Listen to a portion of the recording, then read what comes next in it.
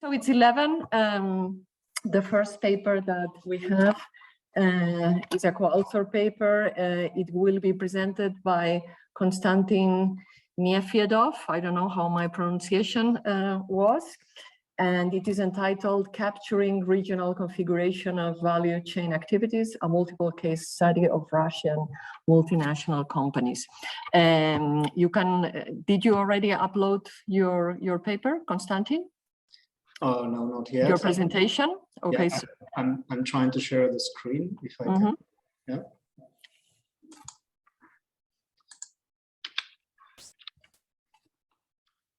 So there you go. We can start, right? Go ahead. So once again, hello, and it's a pleasure to be here on this session and present this paper. This is still a work in progress paper, but we're looking forward to get some feedback. And I'm presenting this paper with my supervisor for PhD studies that I, well, from the previous university, Andrei Medvedev. So it's a pleasure also to working with him. And we will try to cover this topic of value chain configuration. To start, just a small background. The paper is focused on Russian multinationals, and according to the statistics, you can observe that over the past 2 decades, Russian multinationals, especially in oil and gas and metallurgy and chemical sectors, they are intensively competing internationally, and it is interesting to find out what strategies the Russian companies use to configure their value chain activities so that their competition is as what you see on the slide. So that's the main research question. If we talk about the notion of configuration of business operation, according to Grant, there are 2 components: vertical and geographic coverage that determine the configuration of business operation. So because maybe you might not be into the topic, I can expand more. Basically, it's about Russian companies that configure the locations of their subsidiaries and choose between in-house operations or outsourcing for each of the branch of the activity. And these 2 aspects combined, you get configuration of business operations. And internationalization in this context means, from the firm's perspective, moving each value creation activity to the best location. Because generally in IB studies, the focus is shift on more general level of aggregation. Here we are talking about activity level, well, trying to. So let's go further, and to put it on a scheme, you can see it like that. So we have internationalization decisions that are based, that are product based. Hopefully that management looks into each product separately. So here comes the configuration of business operations with 2 components. Excuse me, Konstantin, but we cannot see the next slide. You're now seeing slide 4? No. Slide 3? No, still slide. No, it is stuck by the. Konstantin, just push the presentation.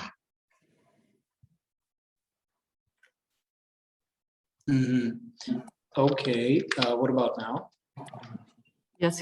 So it does not move. And now it's slide 4 or slide 3? No, it's 1.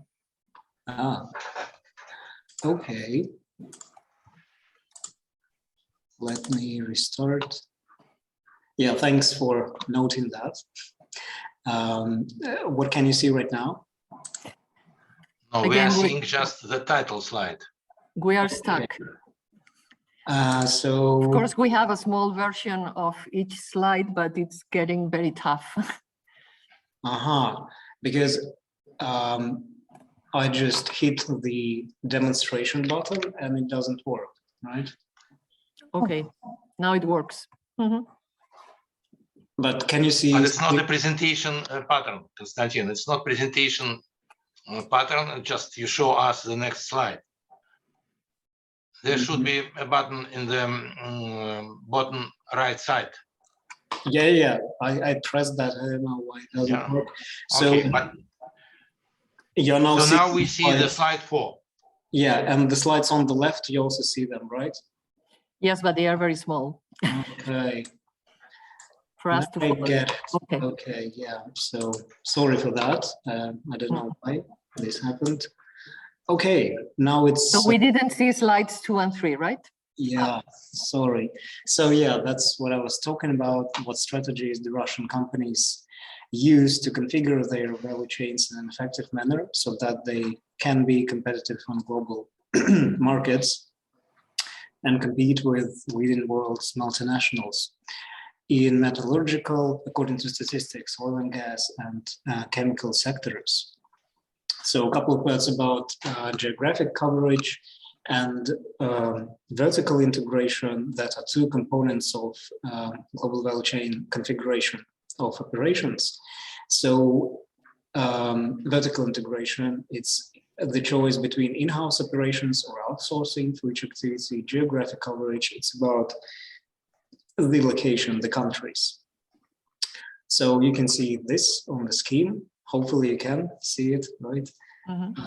Okay, and moving on.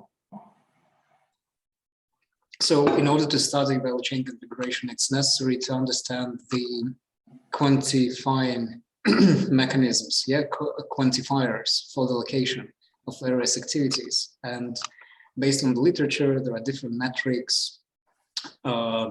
Maybe you have heard about foreign assets over total assets, foreign sales over total sales, so metrics that are based on the results of foreign operations of a firm. So these metrics are widely used in the literature. Other internationalization indicators that we can find is unnormalized, normalized indicators of country scope of the firm's operations. Basically, it's the number and list of countries where companies operate, the markets of presence. And of course, world regions are in use, and you can find the indexes by Lasser and so-called entropy indexes, and they're all used to measure internationalization. But the focus of this paper is value chain perspective. That's why we are going to look into how these metrics can work to analyze value chain strategies, because there are no other metrics, basically. And method and data. So we decided to use a multiple case study approach because it establishes more robust and generalizable results. Positivistic view on case studies we adopt. We use secondary data from mainly annual reports coupled with Orbeez database for companies. And about the sampling, there can be some discussion on that. I will talk about again in the end, but according to limitations that are posed by the data, we chose 11 Russian multinationals from the 3 industries of interest. And in order to compare them with internationally active companies from developed countries, we have chosen only 3. But the logic was that the size of the companies and the length of the conduction of the activities. So that's about method and data. And I have 5 minutes, right? Or no, can I just? So how many more time do I have?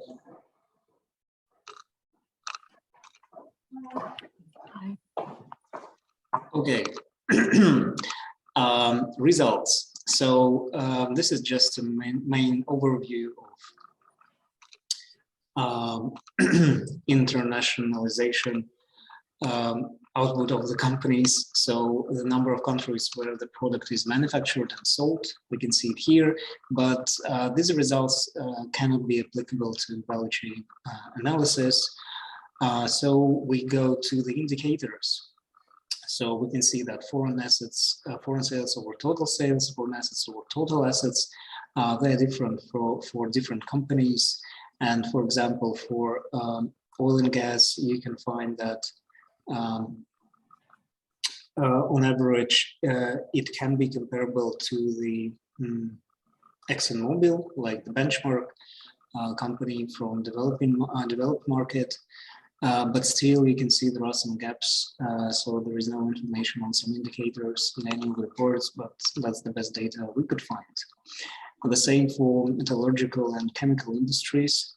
So these are the numbers that show what is the portion of foreign output if we go to FSTS in the total output of the sales for each company.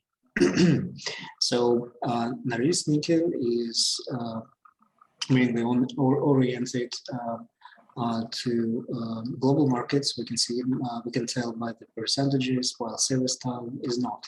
But again, in terms of value chain, this is not very informative. So what we use in the discussion section based on the results is that domestic versus foreign view of IB researchers is not as informative as global value chain approach. So we can use the combinations of these indicators to analyze and create a matrix that can look like that. So FSTS, their sales, and if you think about value chain process, sales is the final point, well, more or less final point in the whole value chain. So it can be a proxy for downstream operations, whereas foreign assets versus total assets for the industries in question, it is a proxy for upstream.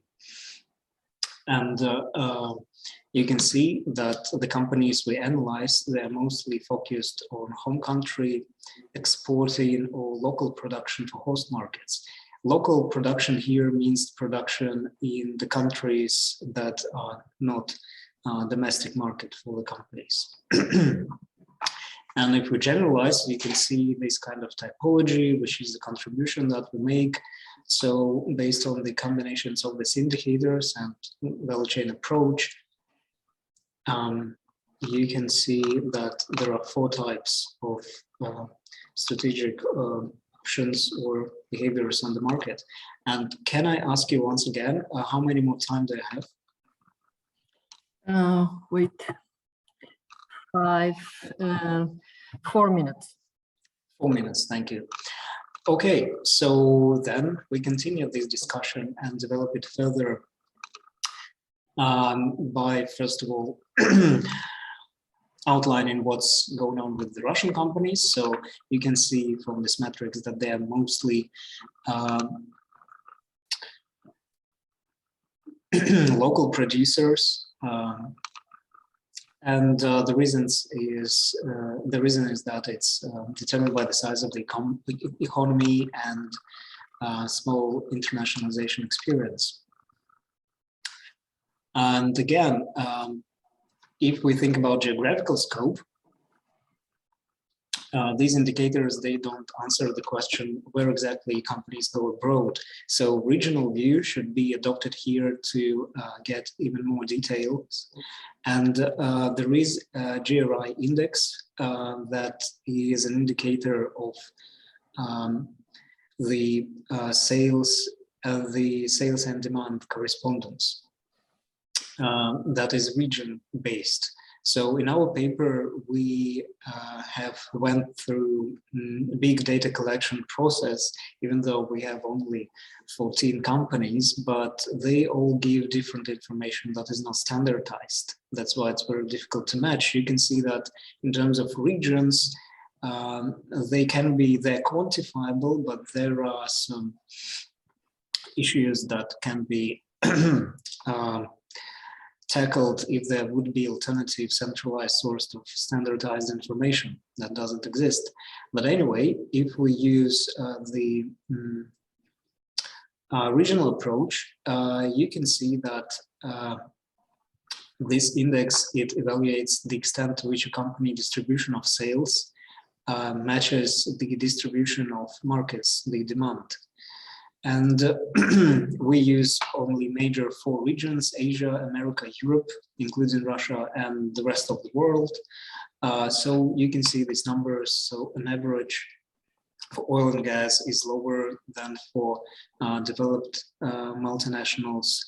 And for metallurgy, it's the other way around. And these indicators, they can be presented as Lorentz curves. So you can see that over here, Uralkali, that is 72%, according to the GRI index, has the bigger correspondence if we compare with the other companies. It means that it better matches the global demand. And then, if we still think about global value chain activities, it can be not enough, because sales and demand, it's only about downstream operations, but it's also interesting to incorporate the upstream perspective. That is, well, basically all that happens before the production is called upstream, and after production, downstream, if we speak roughly about the terms. So we here contribute and propose a new indicator called Capacity to Resources Index, CRI, and it can measure the degree of regional conformity. So we basically incorporate global value chain perspective into this GRI index, and we can find that the ratio of monetary value of resources, that is a proxy for upstream, can be matched with the capacities in the same regions. That's also the upstream. So you can find that oil and gas, the difference is dramatic here. So we can say that there is not a big match between resources and capacities. And even worse for the chemicals, that can be also explained by the nature of the industries. Time, Konstantin. Now we're really out of time. So if okay, you need just to close your presentation. Just closing. So there is one more index that we propose. That's also a global value chain index. And then conclusion is that Russian companies in these industries, they remain largely exporters still, and it can be a different impression if you look at the aggregated statistics, whereas global value chain approach gives a detailed, different picture. And we had, limitations that we maybe would like to discuss if you also have noticed them. So the main one is the data, because it's not standardized, and companies, they have different regional structures. So that's basically it. Okay, thank you very much, Konstantin. Since your co-author and advisor is present, maybe he wants to briefly add something to clarify. Well, even though Konstantin's presentation was very clear, I don't know how many years you've been already, or how far you are in your doctoral research, but it was very clear. Would you like Professor Medvedev to add something?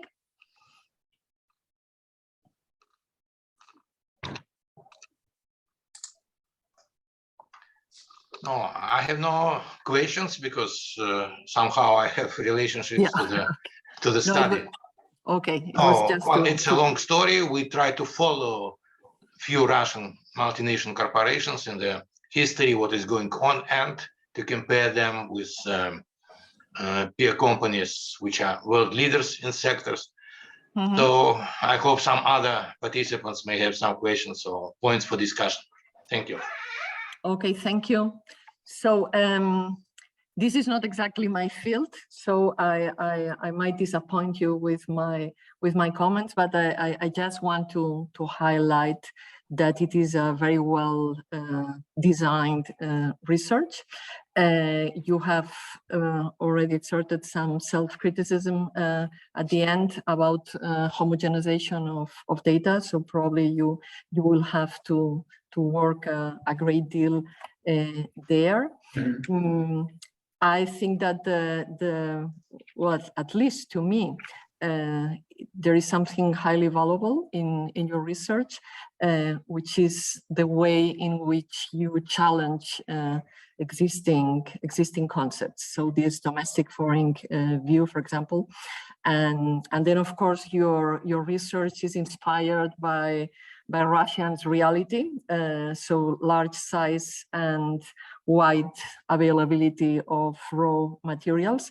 And I think you have done a pretty good job including all these determinants and characteristics.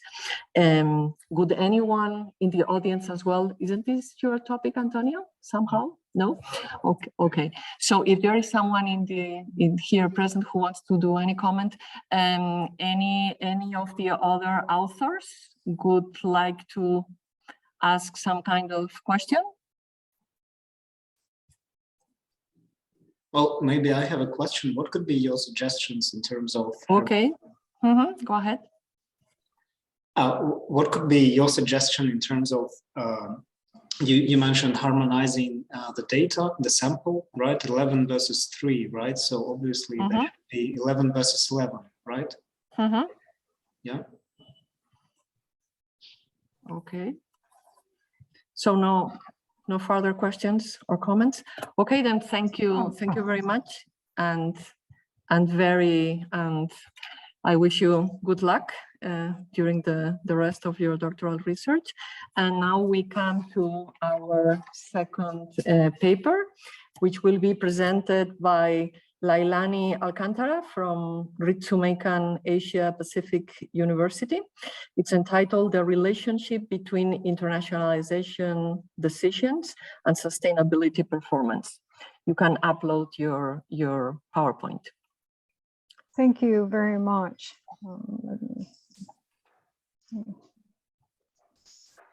All right, hold on. Good evening, everyone from Japan. I was planning to go to Madrid and enjoy the conference, and unfortunately, due to travel restrictions, I cannot go. But I'm very thankful for the organizer to holding this online session so that we could still present our paper. Unfortunately, my co-author couldn't join and present the paper today. So on behalf of my co-author, I'll be presenting the paper about the relationship between internationalization decisions and sustainability performance. Can everyone see my slides? Yes. All right. Good. Right. So this would be the agenda for today's presentation. So I'm just going to give like an overview of the paper and what hypothesis we have, how did we test our hypothesis, and then give you the main findings and also the main conclusion out of the study. So this paper is motivated by two observations. Like more and more, the demand for sustainability or the need for sustainability continues to increase over the years, and companies now are expected to promote sustainability in their business, in their operations. Also, I think we're all aware, we all know that internationalization is a strategy that most companies use. And it's no longer just a question of whether companies should go abroad or should internationalize. It's more of a question how and when do companies should companies internationalize. And so with this motivation, we then developed this paper. And so what we observe from the literature was that the sustainability performance of companies were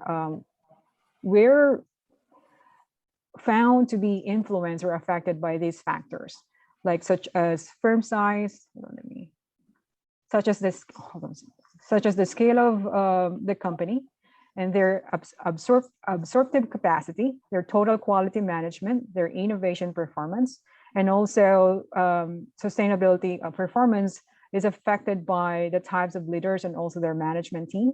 And it has also been found that institutional environments where companies' headquarters is located also influence their sustainability performance. So this is the list of those factors that we found in the literature that affect sustainability performance of companies. So what we then observe that's lacking in the literature is this joint analysis of internationalization decisions and sustainability performance. So as I mentioned in the beginning, that companies use internationalization as their strategy. And at the same time, they're also expected to embed sustainability in their operations. And corporations are also now being more sensitive to their sustainability performance, yet we still lack study on how internationalization decisions affect corporate sustainability performance. And specifically, then we don't know how, we still lack understanding how international experiences in host countries could affect corporate sustainability performance. There are some studies, although very few, that have investigated the effect of headquarters institutional environment on their sustainability performance, but not the institutional environments of those countries where they locate their foreign operations, which would then be the focus of our study. So the research questions that we raise in this study are as follows.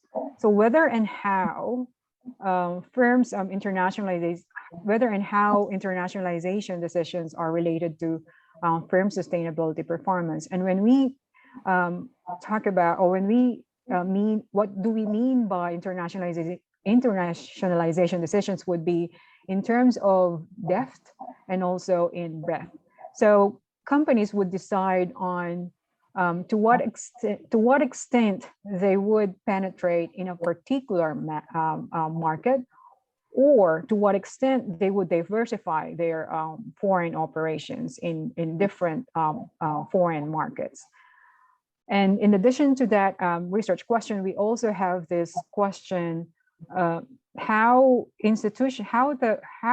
and how host countries' institutional environments are related to firm sustainability performance. And we focus on two types of institutional environments, which are formal institutional environment and informal institutional environment, that I'm going to discuss further later. So the first hypothesis we have is about then how internationalization decisions affect sustainability performance. And here, as you can see from the figure, we measure internationalization based in two dimensions, depth and breadth of internationalization. And the first reason why we expect that there would be an effect, there would be a relationship between internationalization and sustainability performance would be the knowledge benefits that are provided by internationalization. So when companies internationalize, or they branch out to foreign markets, they're able to access knowledge in those markets, local knowledge, international knowledge that they can then leverage for improving their sustainability performance. They're able to enhance their absorptive capacities that would then help them, that would help their sustainability performance. And so learning also occurs when companies expand abroad. And also through internationalization, they are able to gain experience in acquiring and managing knowledge that would be related to their sustainability. And for that reason, we then expect that internationalization decisions, both in terms of depth and breadth, could have a positive relationship with their sustainability performance. Another reason why we expect that internationalization decision would have a relationship with sustainability would be the economic benefits of international expansion. So with international expansion, companies then are able to redistribute the cost and benefits through their networks, since they would have subsidiaries across countries, so then they could redistribute the cost or investment that would be necessary for improving their sustainability. And they're also able to leverage the benefit from economies of scale, because they now they have a wider scale for their sustainable practices. At the same time, with international experience, they are able to find most cost-effective ways of improving their sustainable performance. And one example that we have here would be Unilever. So they invented new technologies that would make their product packaging used throughout their global networks that can be easily recycled, reused, and composed. And that was made possible because they have wider scope for their internationalization strategy. And the third reason why we expect that there would be relationship between the two would be the relational benefits that internationalization strategy offer to companies. And what do we mean by relational benefits would be relationships that companies are able to develop with different stakeholders in any local countries that they do their business in.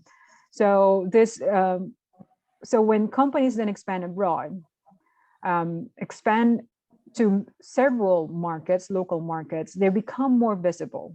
And so then they're more exposed then to pressures and expectations from various stakeholders in different markets. And at the same time, they're able to understand. They're able, since they gain experience through international expansion, then they're able to develop or gain experience in understanding the needs of different stakeholders in multiple countries that would help them then improve their sustainability. And at the same time, they are able to strengthen those relationships they have with local stakeholders. So the three reasons that we have that why we expect then positive relationship between internationalization and sustainability are knowledge benefits, economic benefits, and relational benefits. And so the next question then that we raise would be, how would international expansion decisions be related with sustainability performance?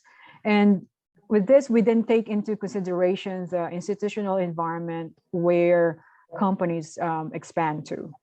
So in international markets, when companies expand abroad, they're not only subject to institutional pressures that their home country have on them, but companies become subject to institutional pressures in host countries as well. And we separated this institutional pressures into two forms, as suggested by the literature. So we have formal institutional pressure and also informal institutional pressure. So we expect then that companies then would be more motivated to respond to institutional pressures or institutional expectations that would then help them or would enable them to achieve higher sustainability performance. And specifically what we mean by formal institutional pressures would be those rules and regulations that are issued by strong stakeholders, including government and non-government organizations. And informal institutional pressures would refer to expectations, values, and norms in the society that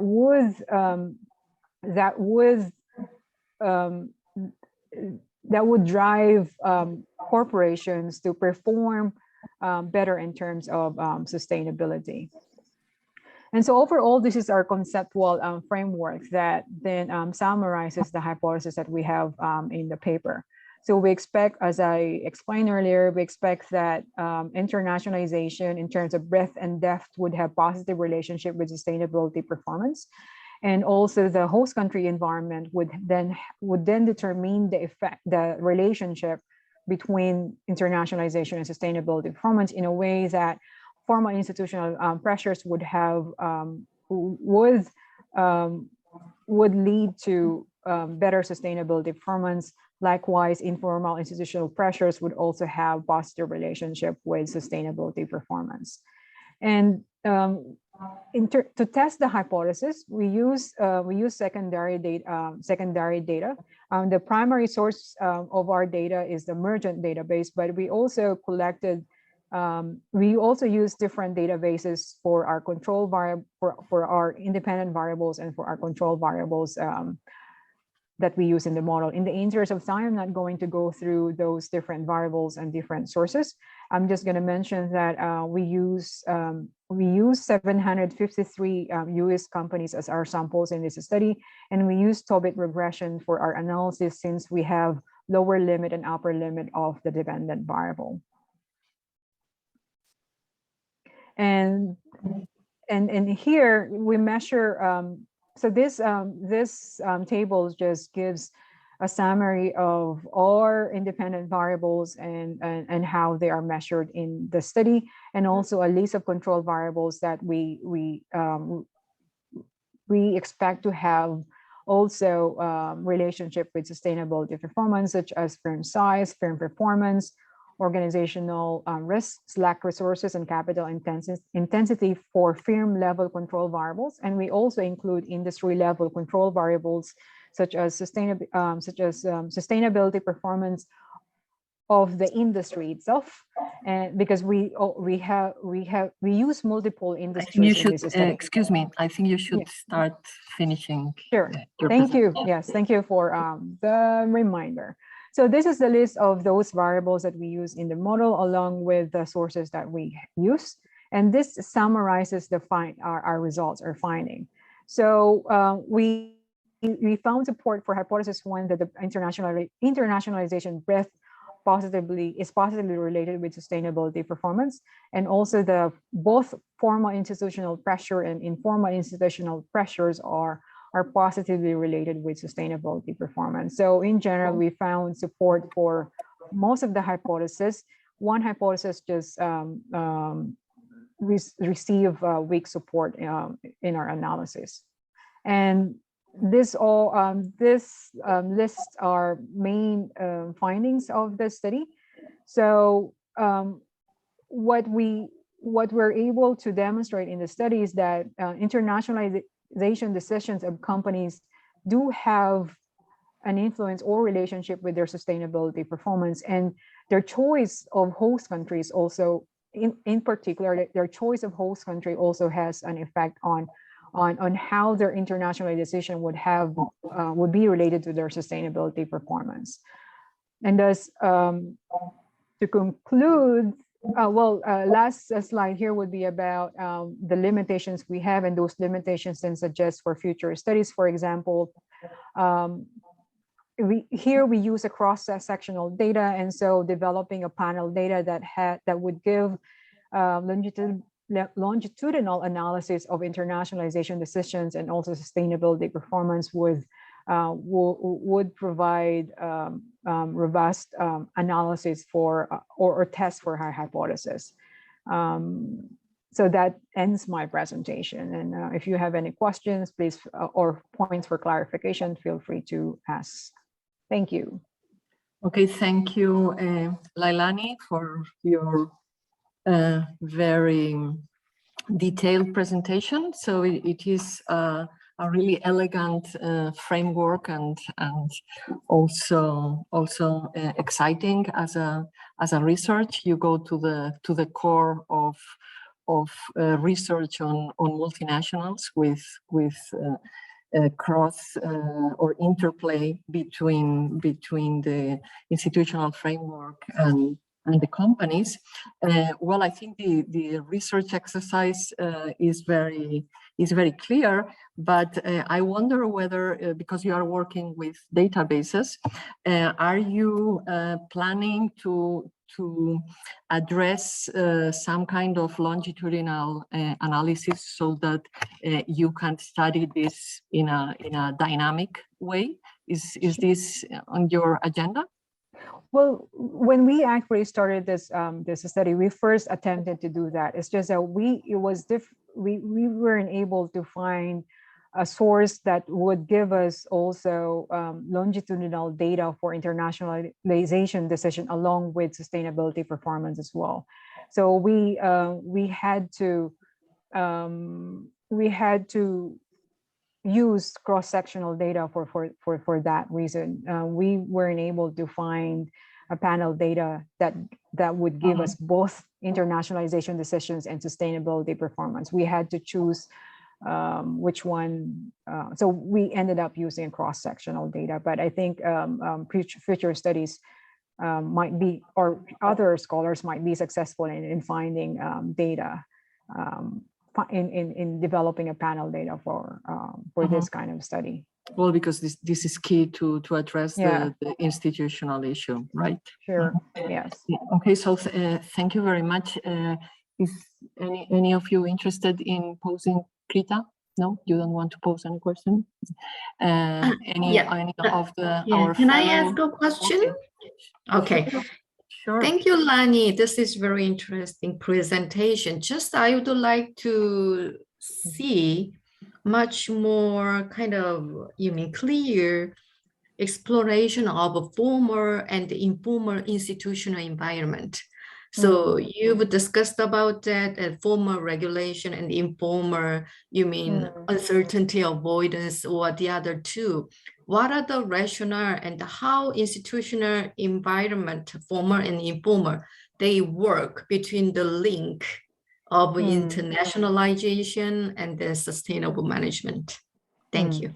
Thank you. So, for example, one operationalization that we use for formal institutional pressure is economic growth. So, then countries that are that have high economic growth, they tend to have more established rules and regulations for sustainability, which would then drive companies' sustainability efforts or initiatives. And thus, if countries expand to those countries, they are then pressured to respond to those rules and regulations that that require them to be more sustainable. And then for institutional pressures, one example would be like the cultural factor, or cultural dimension, which is future orientation.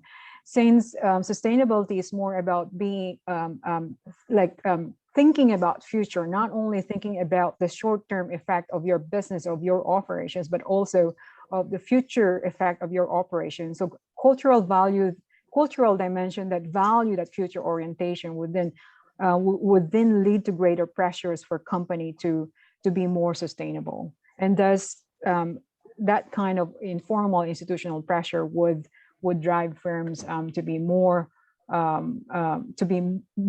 sustainable, or to achieve higher sustainable performance. Thank you. No more questions? Okay, thank you again, Lailani, for your presentation, which I'm sure is very inspiring on such a fresh and promising topic.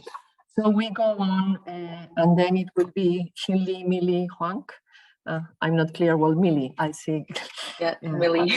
Okay, so Millie, from the, are you based at Wirtschaftsuniversität in Vienna, or are you in Australia? Yeah, because I have contradicting information here. Well, when I submit a paper, I still a PhD candidate at UWA in Australia, and then now I moved to Vienna. Okay, so from Wirtschaftsuniversität in Vienna, right? Yes. And she will be presenting a paper entitled "Knowledge Sharing Between Consulting Firms and Clients in the Arab World." So you can Okay, share your I will screen. share the screen. So can you see my slides now? Yes. Okay, great. So, good morning, everyone. Today I would like to share the research with you is that knowledge sharing in the Arab management consulting industry from a cultural embeddedness perspective. And I'm Millie Huang, an assistant professor at VWU. This work is collaborated with Dr. Gao, Professor Fan, and Ms. Hassan. So in this research, I will briefly introduce the research background and the research question and the research method that we used in these studies. After that, I will briefly outline our preliminary funding because this study is still at an early stage. So your suggestions and your comments would be highly valued by us. So the first question, the research background. Why do we want to do this research? Well, first, there has been a worldwide growth in the management consulting market during the recent years. As a dynamic sector in the service industry, management consulting has attracted much research attention from scholars. The management consulting literature has identified that both the consultant and client relationships and knowledge sharing are keys to achieve favorable consultation outcomes. However, there is limited research investigating the type of challenges faced by consultants and clients. Although researchers have pointed out that the economic behaviors in the industry are sensitive to culture, there is little evidence on how local or regional culture affects the knowledge sharing process. So to bridge this research gap, this study explores two research questions. First, what are the challenges faced by consulting firms and client firms in knowledge sharing? And second, how does regional culture work in solving these challenges? So our study focused on the knowledge sharing behaviors in the consulting industry in the Arab world. According to McKinsey, governments in the Arab region have implemented programs to invest the profits from oil and gas in other sectors to diversify their economics for their national development. In doing so, the region has regained the momentum to grow and flourish.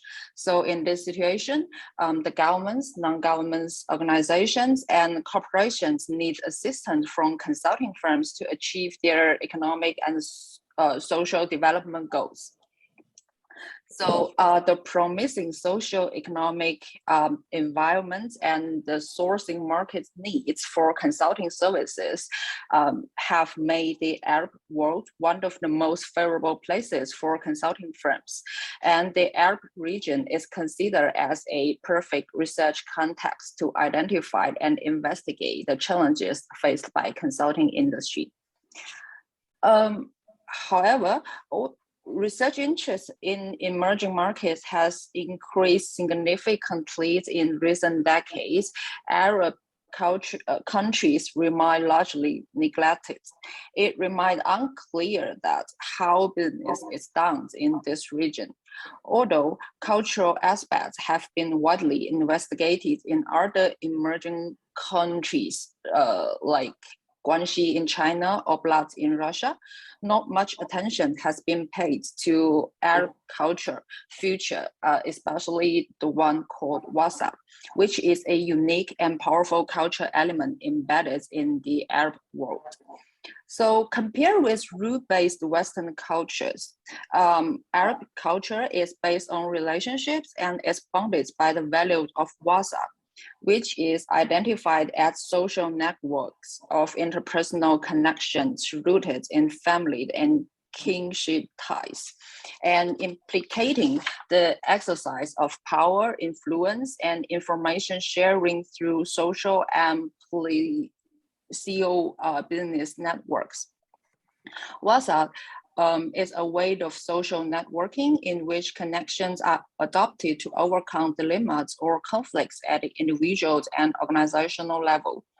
Also, WhatsApp is considered a dispute resolution process complementing the weak legal system in Arabic society.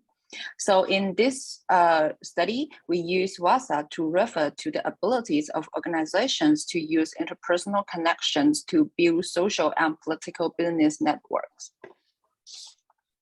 And in this research, we contextualized in the Arabic world to identify the challenges faced by consulting firms and client firms in their knowledge sharing.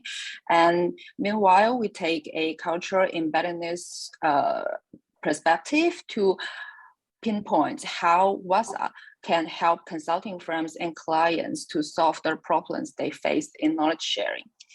So given the explorative nature of these studies, we respond to the recent calls for qualitative method in IB research and adopt a case studies designed by triangulating data from the semi-structured interviews with 11 consulting firms operating in the Arab world and a couple data from these firms and public sources. We identify the current challenges faced by them and contextualize a framework to inform the effects of WhatsApp on knowledge sharing between consulting firms and client firms.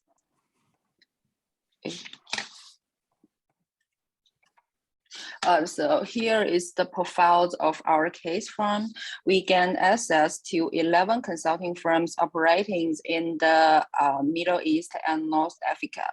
So as you can see, our case firm including private firms and state-owned firms, and they operating across many sectors, such as IT consulting, marketing consulting, strategy consulting, or general management consulting. Then we interviewed 27 consultants of these firms over a period of 3 months by using telephone and internet interview. Each interview lasted 30 to 55 minutes. And here is the profiles of the interviewees. Then we analyze the data in an interactive manner. We chase forth and back between and within data and the emerging framework of theoretical arguments. Here is our coding process and data structure, which is in line with previous research.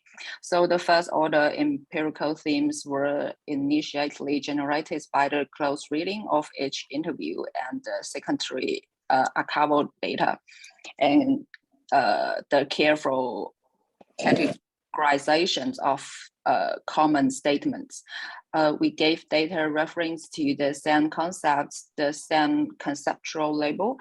We then process to integrate the premise themes to a higher level conceptual themes. So the analytical results we can see from here. The results not only highlight the importance of knowledge sharing in the consulting industry, but also indicates the challenges faced by consultants and clients. So from the perspective of consultants, they face challenges brought by limited management consulting skills. And because it's hard to evaluate consulting results, so it is difficult for them to build up their reputations in the industry. Also, the increased competition in the industry really decreased their survival rate. From the perspective of client firms, they feel like there is a large demand for consultancies due to the globalization, and this leads to a huge pressure on the consulting fees. Also, because it is hard to see real performance improvement in the short periods after having the consulting service, they feel they are reluctant to share knowledge with consulting firms. So then we have a close look at how WhatsApp can help consulting firms and client firms to solve these problems they face. So based on our analysis, we built up this framework, and we argue that WhatsApp among consulting firms can facilitate forming a skill set in order to promote knowledge sharing in consultant and client relationships. WhatsApp between consulting firms and client firms can facilitate forming follow-up consultancies in order to promote knowledge sharing in consultant and client relationship. WhatsApp among client firms can help consulting firms with a specialist niche in certain industry better share their knowledge in consultant and client relationship. Also, network consulting formed by WhatsApp can reinforce trust to promote knowledge sharing in consultant and client relationship. So in answering our research question, we claim that our research has 3 theoretical contributions. First, we contribute the cultural embeddedness view by investigating the mechanisms of culture in facilitating knowledge sharing. Second, this study deepens the understanding of knowledge sharing in the management consulting industry by uncovering the real-world challenges faced by consulting firms and client firms.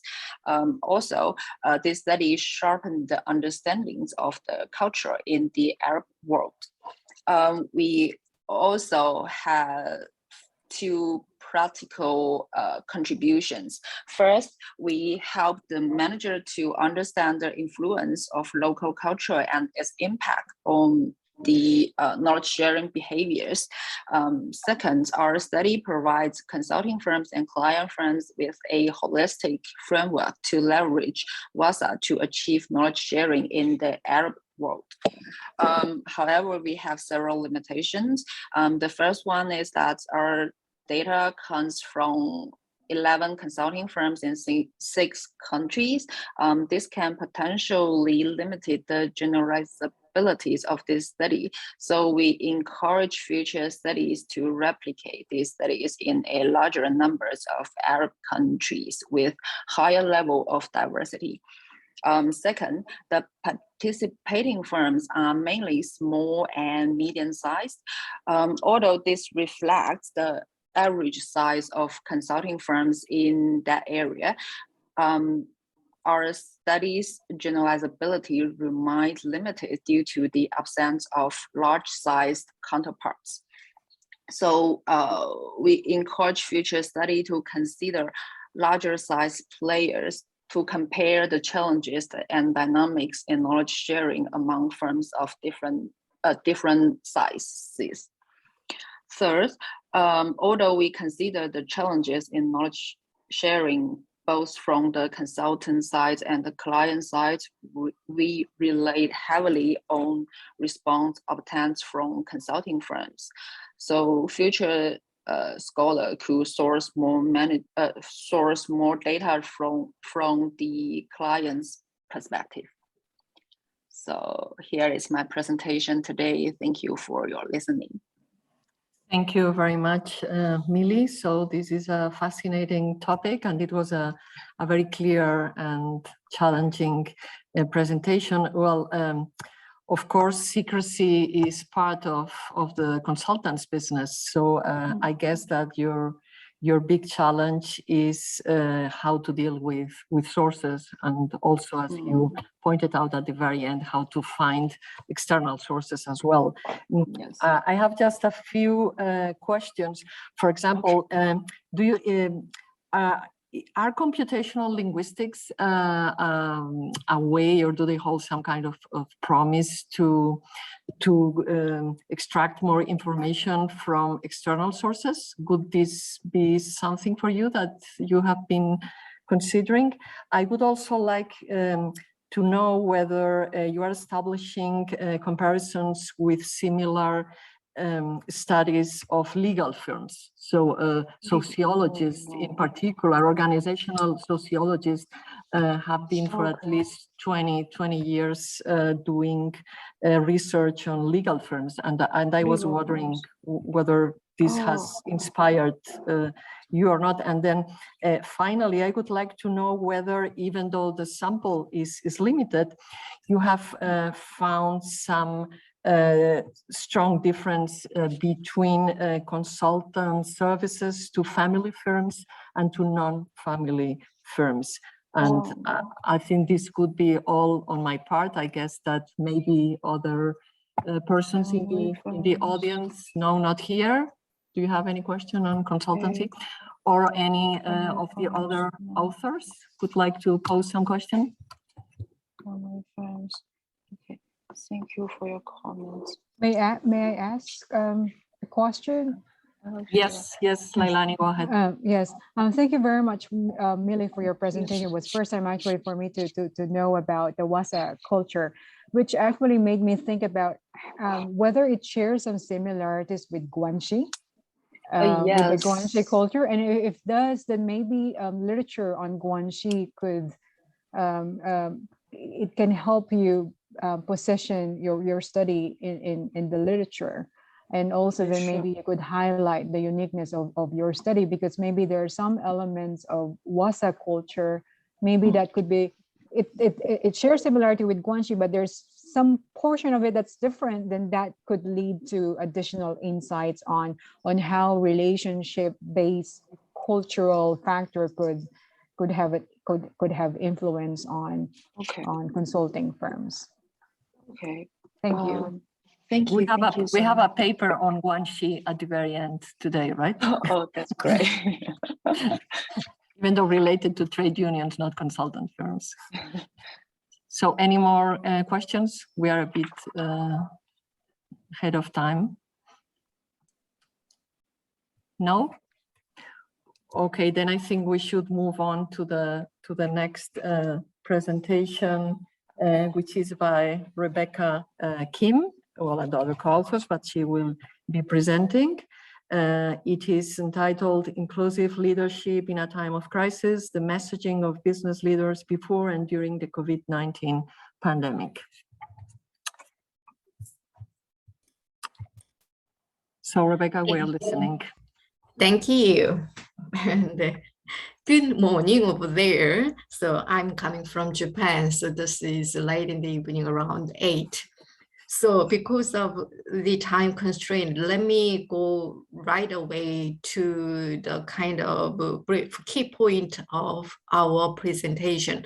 By the way, this is collaborative work of me and Mohan Abari from Nottingham University Business School in Malaysia, and the Hedar, he's here as my co-author. Okay, so let me go forward. Wait a moment, please. This study aims to contribute to the growing scholarship on inclusive leadership by illuminating why and to what extent the inclusive leadership matters, especially in this time of crisis. So we used both quantitative and qualitative methods. So we analyzed the message of stakeholders of 120 business leaders from 6 countries before and during COVID-19 pandemic. So the result showed that business leaders emphasize on inclusive leadership increases in times of social unrest or crisis. We identified 3 key traits of inclusive leadership during crisis, among others, fidelity, calmness, and collaborative resilience. So we will discuss this one in a later stage in a much more concrete way. So as a contribution, we link inclusive leadership to sustainable management and crisis management. So we started our research on literature in relation to inclusive leadership and inclusivity. So we tried to get into the literature among 40 time management journals. So these are the list. So Leadership Quarterly or organization, they publish the inclusive leadership in a highest number. And then we try to compare whether there are more conceptual or more empirical research over there. So in total, we reviewed 154 papers. So among them, a little bit more empirical papers than conceptual papers. So inclusive leadership is one of the leadership and inclusion like this, but I will explain with this conceptual framework.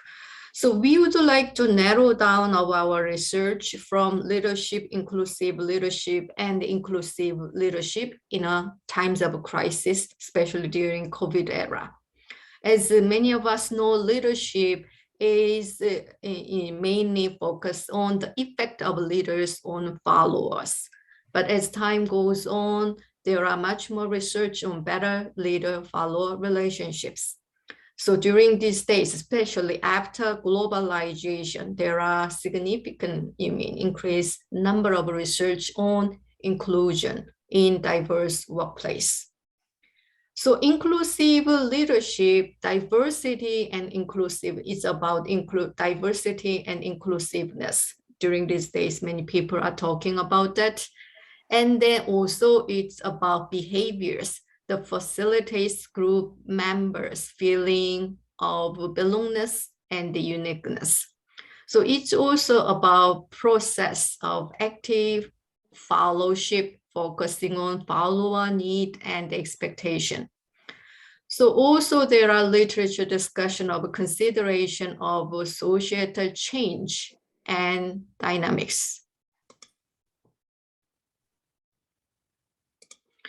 So we would like to conclude, and we would like to synthesize all this kind of literature, and if then what is inclusive leadership? So we want to say inclusive leadership about producing inclusive climate and then inclusive outcome.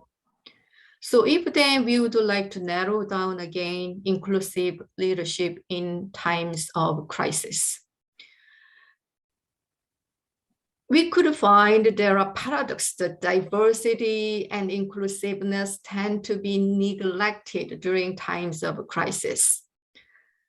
There are some researchers over there, but wide range of discussions, and it's a very chaotic discussion in literature, even in business, in relation to calmness, resilience, fidelity, ethics, people focus, or so on. That's why we would like to create specific research question in the time of crisis, how inclusive leadership matter. So first, our research question is, does the practice of inclusive leadership increase during a time of crisis? And if so, why? Our second research question is, what are the prominent traits of inclusive leadership by business leaders in a time of crisis?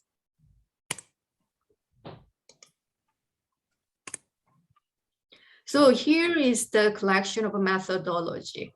So from the systematic literature review, and we move to the empirical data collection.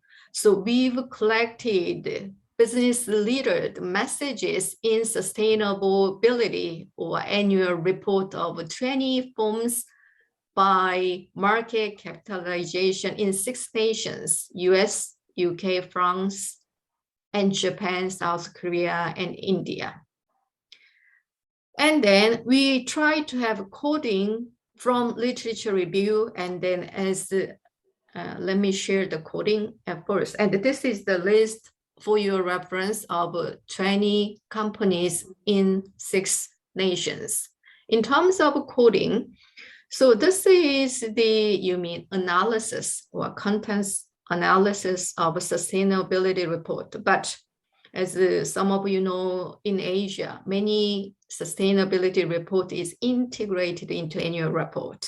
So if we cannot find, CEOs or business leaders' message in sustainability report, or if they don't publish sustainability report in a separate way. We get into annual report. So here are the codings of a sustainability report, CSR, CSB, and these are rational sources of literature, how we can make the code. So like this. So in terms of inclusivity and inclusive leadership, like this. And by having this coding, we try to analyze. Step one is the descriptive analysis of the inclusive leadership trait, comparing before COVID and then after COVID. The step two, chi-square analysis to identify inclusive leadership trait that appeared significantly more frequent during COVID. And the step three, content analysis of business leaders' message containing inclusive leadership trait. So here are the results. So this is for your reference. For example, we did like that. So this is a screenshot of our data tabulation. So before COVID, and we try to find the valuable names and from which sources and the message of CEO and his name and the company also. If we click here, we can go to their message directly. So before COVID and then after COVID. So we try to compare between the two. So key findings. Chi-square analysis. 3 minutes, 3 minutes, right?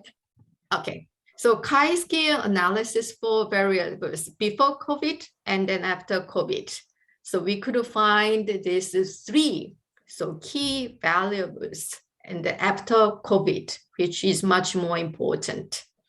So as you may observe, this is a very nice surprising. CEO, they are talking about inclusive leadership in a much more serious way after COVID, which we couldn't realize this one at the beginning stage. So wait a moment, please.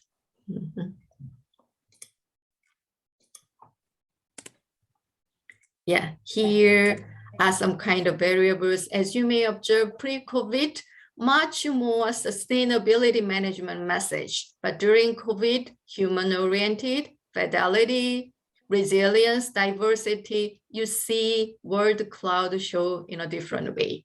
So conclusion is fidelity. It means people, they are talking about much more,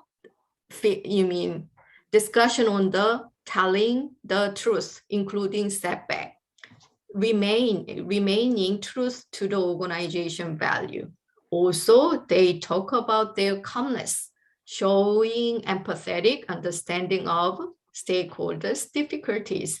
Resilience, but I would like to emphasize this one, operational resilience is important. However, much more important is collaborative resilience. So by having this one, we prepare the 3 propositions.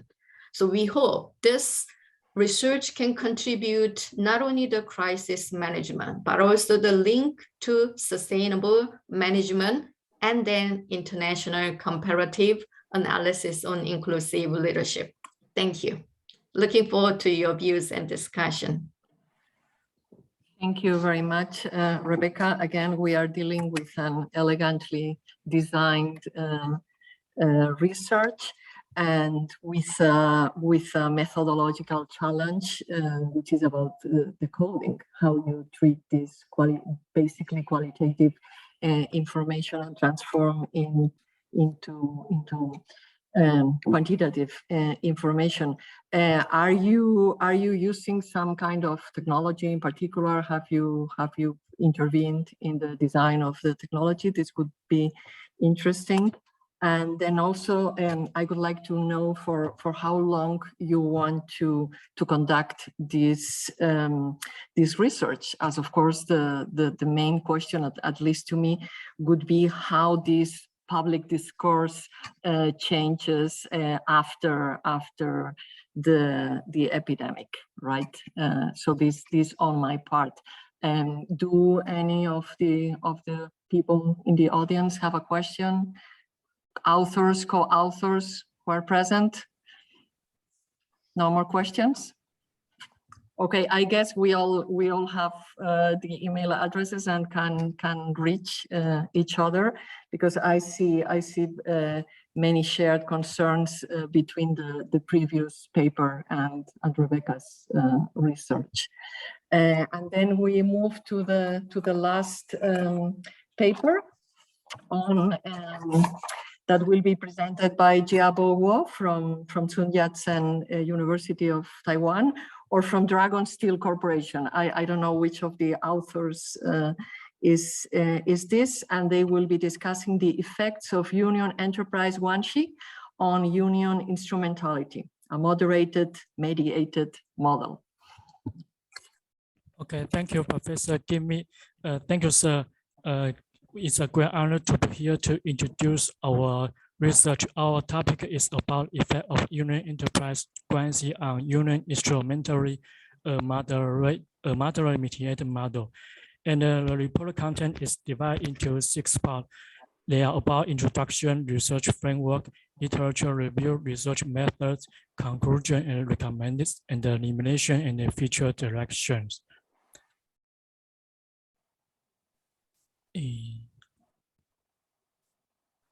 First, about the introduction. For union, the ability to earn members' trust and sustain their long-term growth is underpinned by the promotion of union instrumentary. Because enterprise and the union are divided in their goal. Enterprise need to make money, but the union need to safeguard the labor right and welfare. So how they should avoid the escalate such conflict is a crucial topic. According to research dependency theory, organizations are embedded in an open environment and they must exchange resources with other organizations to sustain their long-term operations.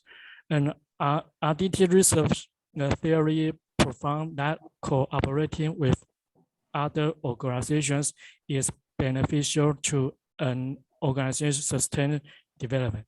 So establishing union enterprise Guanxi have to adapt a cooperative approach to resolve inconvenience.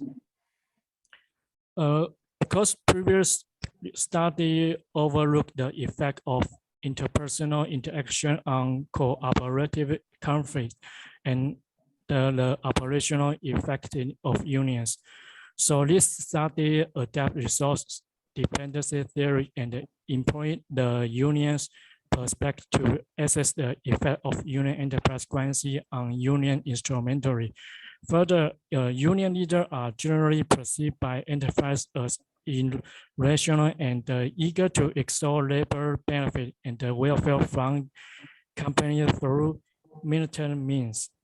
So our research found that leadership trait can give influence inter-organizational interaction and reinforce interactive relationships within and outside the organization. Because humility also echoes RDT theory in its viewpoint that inter-organizational cooperation is immensely beneficial to the survival and the growth of all parties.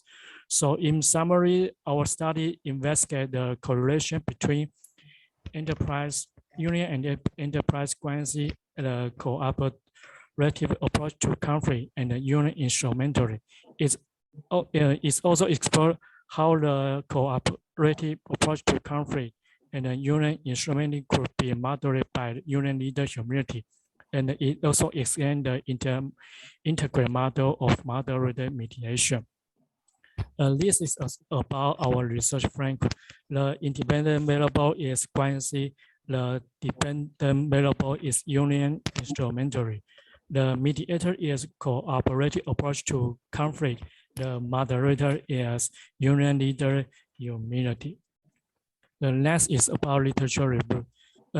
Guanxi can enhance the implicit commitment and the quality of dialectic communication between the two sides, promoting them to adopt an interactive win-win approach rather than the narrative zero-sum approach to problem.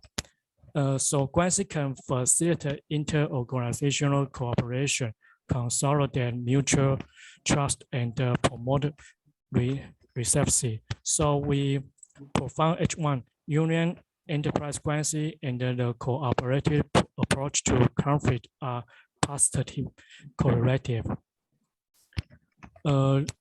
Because union must demonstrate their instrumentality by negotiation, labor right, and welfare with enterprise. When union and the enterprise are willing to negotiate and settle any potential industrial dispute, they can work together to let the company and the union all better. So the H2 will provide the cooperative approach to conflict and the union instrumentally are positive correlative. Literature review 3 is about the cooperative approach to conflict serve a mediator role between union enterprise, quantity, and the union instrumentary. Above is the literature review, so we just take a look. The H4 is about the moderator. Previous research suggests that leader humility influence the organization in the interface, and humble leaders acknowledge their own limitation, appreciate other people's strengths, and give credit to others. As egotistic union leaders tend to be self-conscious, management may have to let them set fast to prevent the stagnation of negotiation. But conversely, humble union leaders tend to be self-aware, keen to acknowledge their limitation, and willing to recognize the respect and effort made by cooperative management in protecting and striving for labor welfare. So we profound H4, the union leader humility moderate the relationship between the cooperative approach to conflict and the union instrumentary. About research method, first is research target. The research target include enterprise union registered under the Department of Taipei, Taichung, and Kaohsiung. The questionnaire copies were distributed and returned by mail, and all total of 334 copies were given to the enterprise. Each union was set 3 copies, each to be completed by a different union grade. Finally, we received 55 set of valid parent response were eventually retrieved. There are 55 copies from enterprise and 163 from unions. Our scan all use or adapt from Scholar develops, and all available corpus alpha is all above 0.6. This is about CFA. Our 4-factor model fit is better than the 2-factor model fit. In this table, we can see that the quantity was positively related to cooperative approach to conflict, and the cooperative approach to conflict was also positively related to union instrumentary. And we use hierarchical regression to test our hypothesis. And in model 2, we can also see that quantity was positive relative to cooperative approach to conflict. And in model 3, we can see that cooperative approach to conflict was also related to union instrumentary. In model 4, we can see that the interaction of cooperative approach to conflict and the union leader humility was positive related to union instrumentary. In this part, we can see that when union leader humility at a high degree, the relation between cooperative approach to conflict and the union instrumentary was stronger. in this page, we can see like we also test the moderate mediation testing. We can see that when union leader humility at a high degree, the guanxi and the union instrumentally was positive and have indirect effect. The conclusion and recommendation is that to identify the way to improve union instrumentally through cooperative perspective based on the social interaction interface between the enterprise and the union. Our paper extends the level of analysis in union management and research and fill the gap in existing literature. And by exploring the effect of guanxi between the union and the enterprise on the direct approach to conflict and the union operational effective, our study shifted the focus of union management research from the competition for institutional research to mutual cooperation. And by getting the moderating effect of union leader humility between the constructive union enterprise conflict and union instrumentally, our study reintroduced the human factor into discuss regarding union enterprise relations. Because the effect of a CMB could not be completely ruled from the resource. So this is our limitation. And our study research touched all in Taiwan. So we suggest subsequent studies should broaden the range of research targeted to enhance the external validity of the research. Finally, the future studies should employ a hybrid of quantitative or quantitative research to compare the relative effect of cooperation and the militancy. Thank you for your listening and excuse my poor English representation. Thank you, Professor.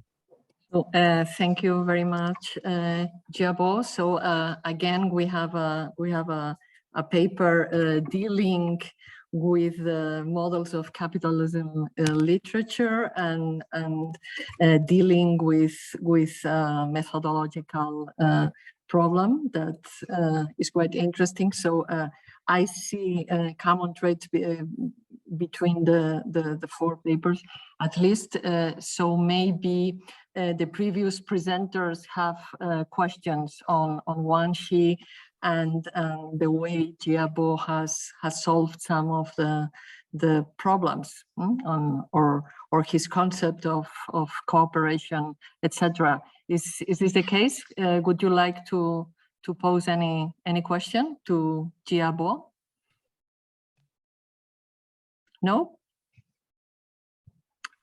Okay, so thank you for your insight. Yes. May I yes, ask a please, question to Lailani. Jiabo?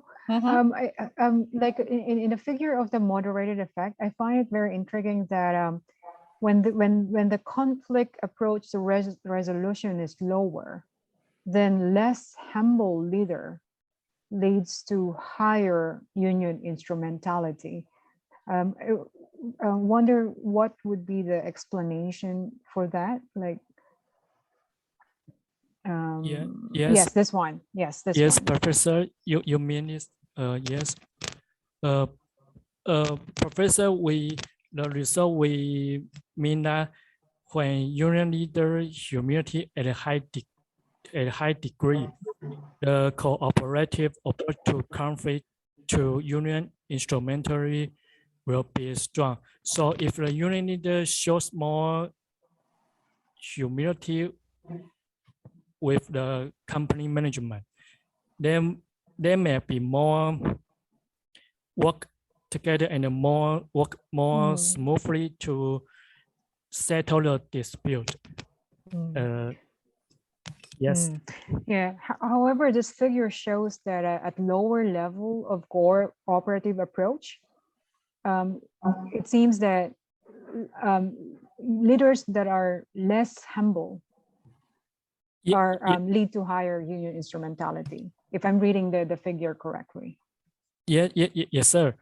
yes, when union leaders are less humble, they may be more selfish and want to use the military means to settle dispute with companies. So that's will not good for the union, and will not for the union and the management to work together, because union need to company to give the result to because they are work together. So union need to work, and the part need to work together to settle the dispute is good.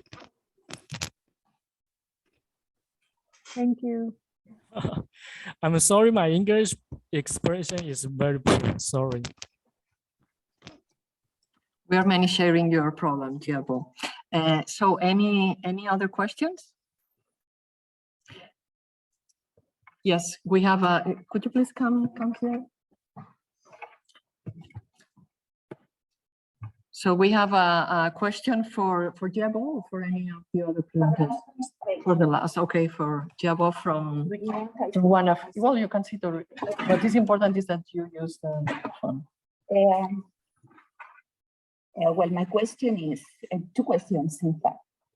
First, don't you think that there is a kind of tautology in your model because it is a condition for cooperation, a certain degree of humility, not only in the union's leadership, but also in the enterprise leaderships also.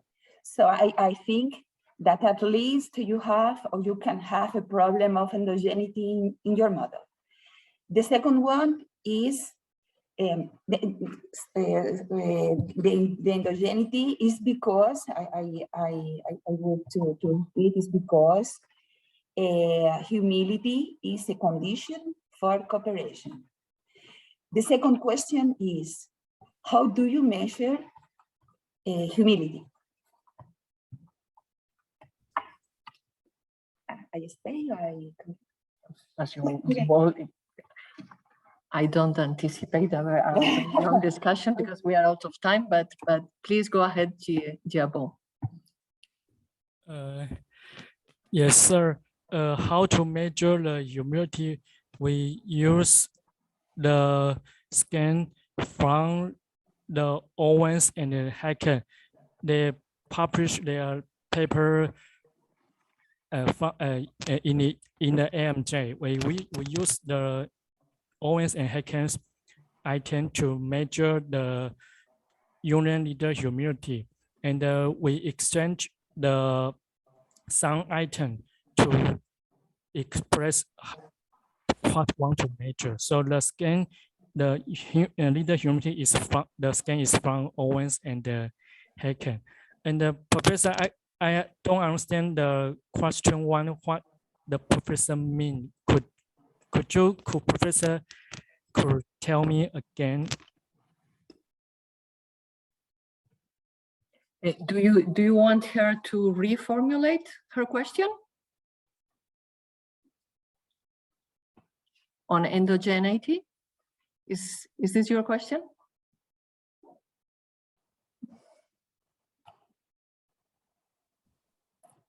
Hello, Diabo. Yes. Sorry, sir, because I don't understand the professor's question once. I'm sorry. On tautology. On tautology. You want to reformulate? The tautology is because you are modeling. You are modeling a cooperation in these relationships. In this relationship, when you have opposite goals, and you are modeling this. Considering humility by one side of this negotiation. And what I'm saying is that I think that you have some endogeneity because humility it's a precondition to cooperation. So both things are correlated. If humility demands cooperation, and cooperation demands humility, but not only by one side. I think there is from both sides, because if you don't have this factor, this characteristic from the both sides, you have domain from one side to another. So I think that your at the end your results have to be positive. You haven't. It would be very strange if you found that humility is not important for cooperation. This is my point. It's for me hard to understand how not. It's quite obvious. This is what I think. I don't know if I was not clear. Would you like to provide an answer, or should we keep this and then think about it, and we'll have the possibility to continue the discussion by other means? Anyone in the audience is interested in adding anything to this? Well, it has to do with the design of the research, so it's quite important. No? Okay, so that's it. So I thank you very much. I apologize for our time constraints, and I very much encourage, since we are on this online now, after 2 years of pandemic, we are pretty used to communicate and work and get inspired in this way. So I very much encourage you to continue through other means. Thank you very much. Thank you. Thank you.